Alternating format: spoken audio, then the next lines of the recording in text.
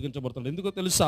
ప్రజలు దేవుని చేత, దేవుని యొక్క కృప చేత నిత్య రాజ్యమును చేర్చుకోబడటానికి, ఆయన అనుగ్రహించేటువంటి రాజ్యంలో చేర్చబడడానికి సిద్ధపాటుకు వెళ్ళినటువంటి మనుషులు ఏం చేస్తున్నారు తెలుసా?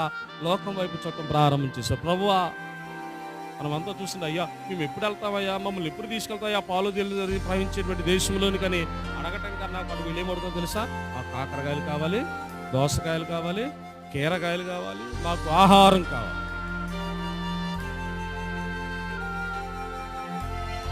ఆహారం కావాలి. కాబట్టి ప్రజలు ఉద్దేశాన్ని మర్చిపోయారు. అందుకే ఈ జీవాహారాన్ని తీసుకోవడం కన్నా భౌతిక సంబంధితమైన ఆహారం మీద మన మనస్సును మనం లగ్నం చేసుకోవడం ప్రారంభమవుతుంది.